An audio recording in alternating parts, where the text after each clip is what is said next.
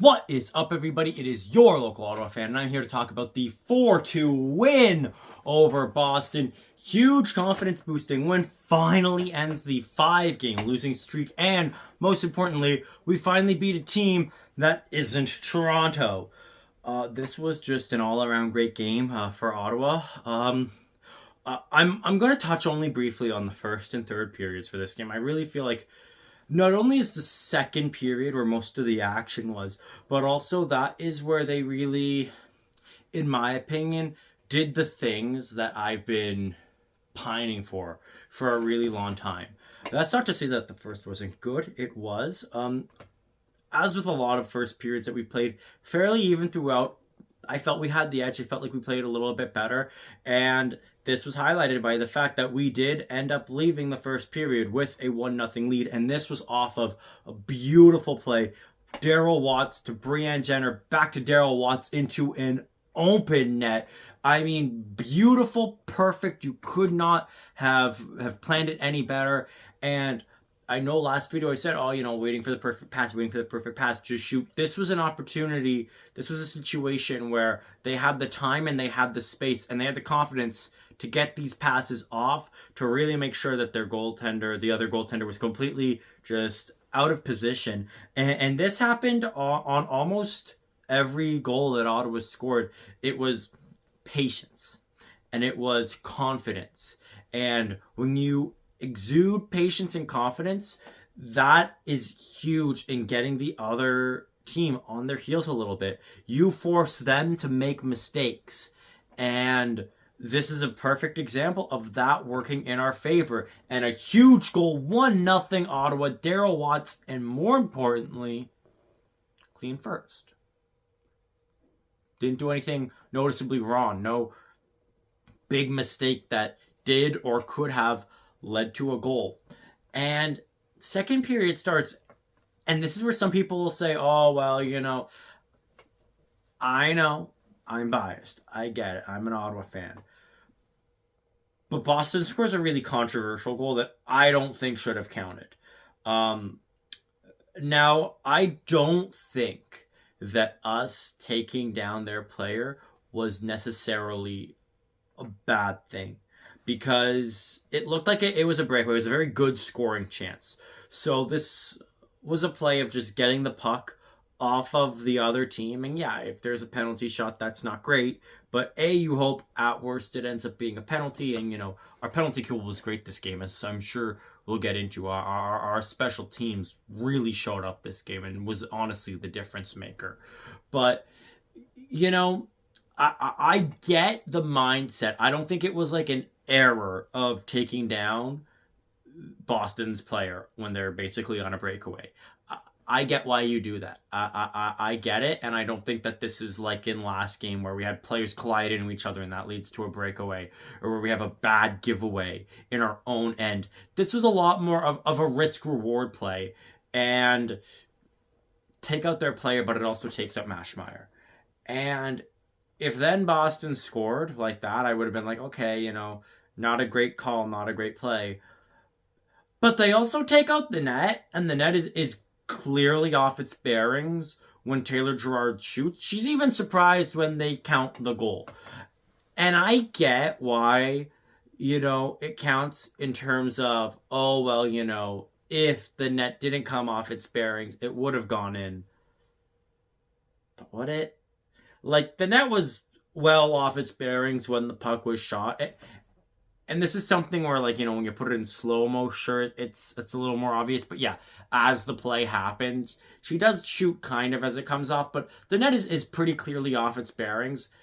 I think the play should have been considered dead at that point. I do get that, yeah, you can't just, like, rip a net off of its bearings, whenever you're on defense. But, like, I feel like this play should have been a penalty shot.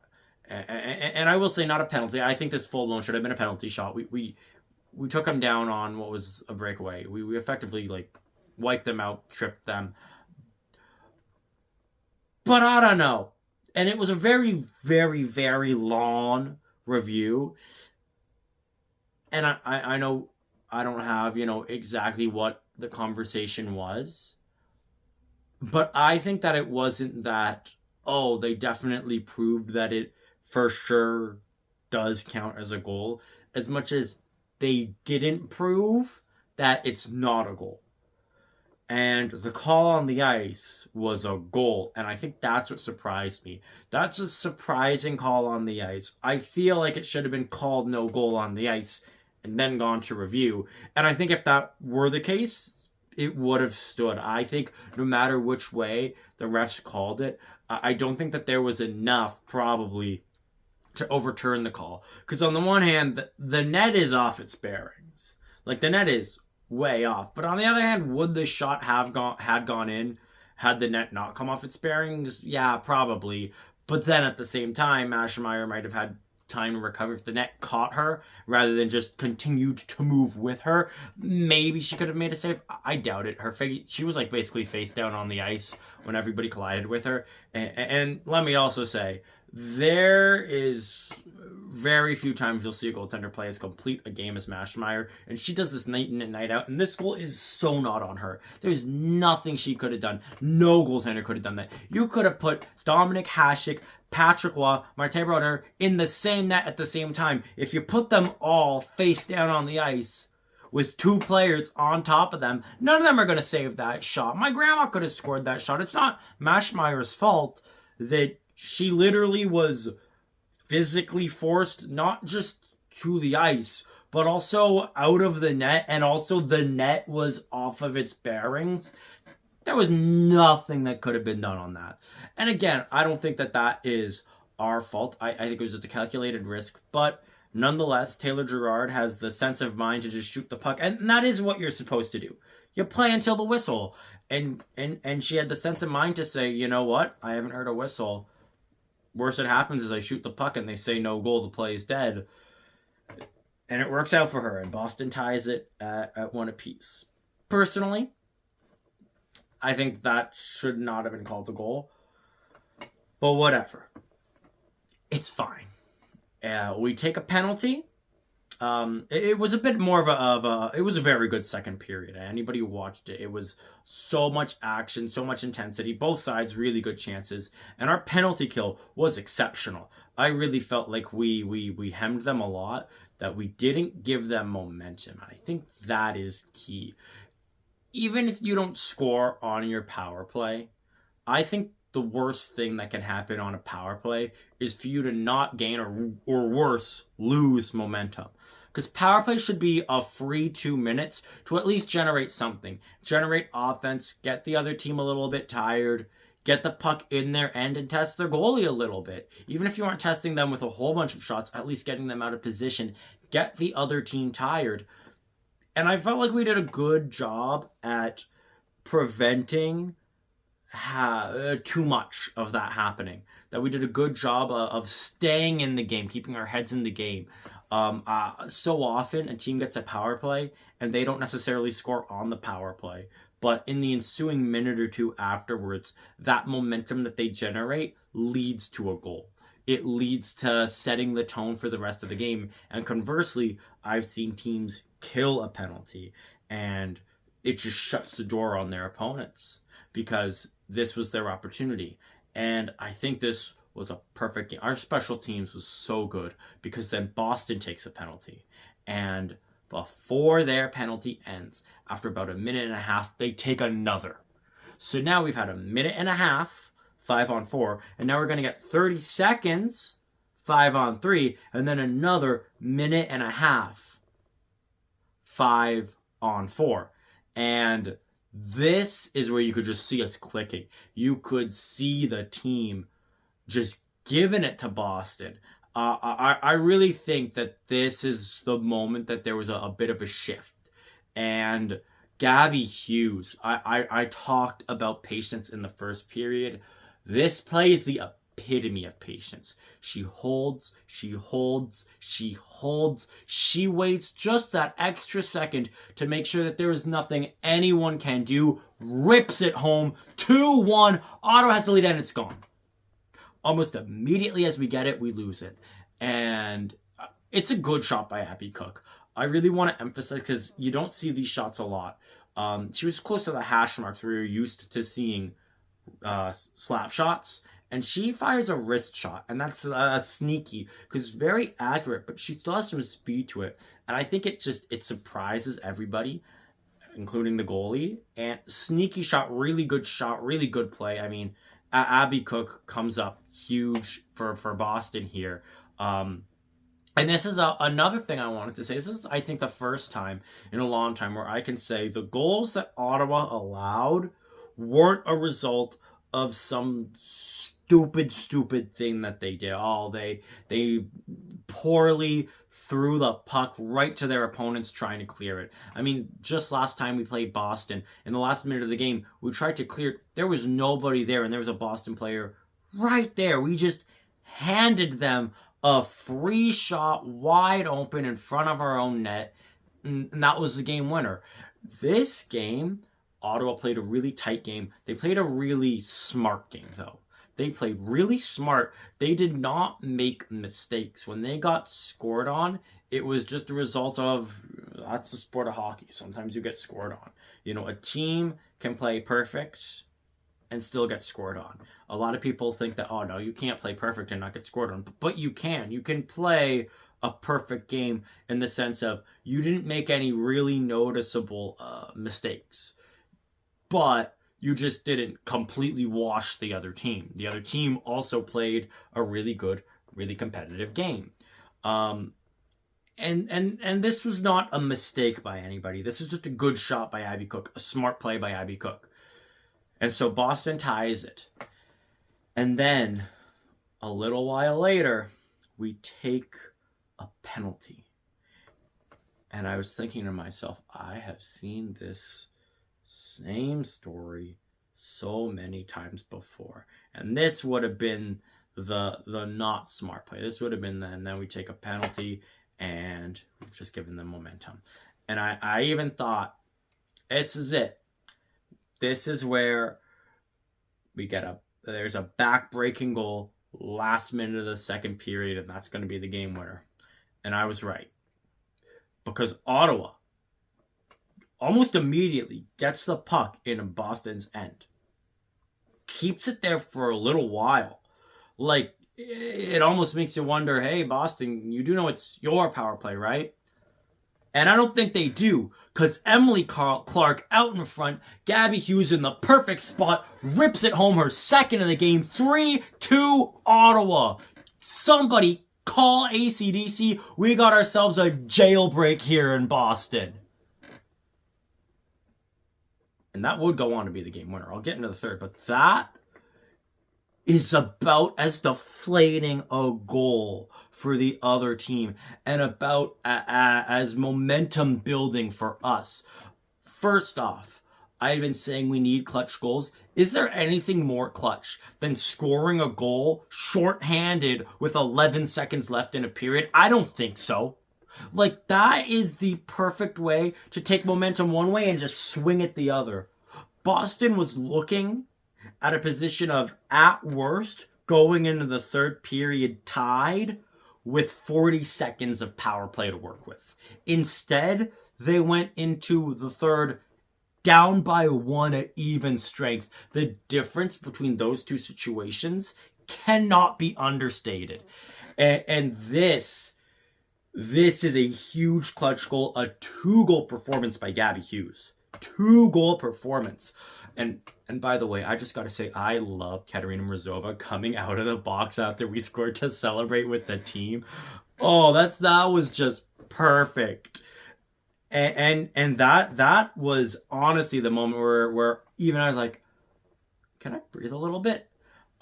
Even though we had a full third period, this was the first time it was like, they got confidence. They got some swagger going on. Like, sometimes we have a lead and like they're playing really good, but there's still part of you that's like, and we're gonna stay like this, right? We aren't gonna give away a really bad play that shouldn't happen, and that's gonna tie the game. We aren't gonna outplay them for a majority of the game, and then we make one mistake, and that costs us the game. No. The first thing I want to say about the third period, we did not take a single penalty. We played a very, very, very controlled third period. A very, very disciplined third period. We played smart. We did not give them anything. Did they still have shots? Did they still have chances? Yes. But these were just chances that get generated. We did too. I know Skamura had a breakaway chance that would have really opened up the game. She got robbed. But this wasn't, and now Boston gets back into it. Skamura was right back in the play. And it was just an opportunity for us. But we played well at defending the lead, at holding the fort, holding the line, making sure that we don't give Boston an inch, because we've seen it. You give teams an inch, they take a mile. I know I talk about this game a lot, but it's because we should talk about this game a lot. I think this is the first really big collapse in PWHL history. A 3-0 lead with 6 minutes left, and then losing that game because we gave them an inch. Because we gave New York just a little bit, and they took that to the bank. So we didn't give Boston anything. We played a good, smart, controlled third period. And what does that lead to? Brianne Jenner, boom, less than a minute to go. Nails an empty netter, 4-2. And yet again, Ottawa doesn't win by 1. No, Ottawa wins by 2. This is another thing that I like. All of our losses have been by 1 goal. A lot of them in overtime. But all of our losses have been by 1 goal. Even our regulation losses, where we end up pulling the goalie, the other team doesn't score. We make sure that final moment of the game, the entire game, is interesting. Whether it's the last second of the third period coming to a close and we couldn't mount the comeback, or us getting scored on in overtime, the last minute always matters. The last minute has almost never mattered when we win games. Like, by that point, one of our players has, at the very least, scored an empty netter, put a bow on this game, ship it out. It's done. We got a 2-goal lead with a minute left. And again, 2-goal lead, minute left. That was it. The game was over. And Jenner, captain, oh my captain, 2-point night. Gabby Hughes with 2 goals. Maschmeyer, I mean, this is about as amazing as a game that she's had. And she has had some games where she has stood on her head. But the best thing is that no one player is the reason why we won this game. Everyone is the reason why we won. Everyone that you wanted to see show up, showed up. So many players ended up on the stat sheet, or were making good plays, and even though they weren't getting points, their play positively affected the momentum of the game. And this is a huge confidence booster. I think above all else, when you're in a 5-game losing streak, you can get into a mental rut. And now it's done. And now you can put that behind you. You've won. You won. You beat a team. And now we can look to the future. And not only this, New York and Boston. I can remember when we lost to Minnesota the second time. The second time, not the second 2-1 loss. No, this is our third game against Minnesota. You know what I mean. I thought Boston and New York play each other. Unless New York wins in overtime, they're going to have a multi-game lead. And then New York won in overtime. And by beating Boston in regulation, not only did we leapfrog Boston in terms of points, but we have more regulation wins than New York now. So we hold 4th place. We hold a playoff spot. Next game is against Boston. And I really think if you could get all 6 points against them, that could start to give you separation and get us right back to where we were. We're heading towards the midpoint of the season. This is our opportunity to make up some of the ground that we lost in those past 5 games. And I also want to emphasize the importance of what I said when we had that 5-game losing streak. Of the next 4 games, I think we need at least 8 points. There's your first 3. There's your first 3. I really think if you can get the next 3 against Boston, then even if you have 2 overtime losses, or you've got a regulation loss and an overtime win, that would set us up well moving forward. We're close to the midpoint in the season, and we have a huge, huge opportunity to get right back into it. We're already back in a playoff spot, which is huge. So just take a deep breath, because I really trust that this could be a turning point. We just got to keep playing with this intensity, keep playing with this discipline. We've proven we can do this. We have the ability. I've said it before. This team can win, and now we've just proven it. So just keep going. I think this team has that confidence to do that now. I mean, what else is there to say? We won a game, and we beat a not Toronto team. We're right back into it. We're right back into the thick of it. And as always, go, Ottawa, go!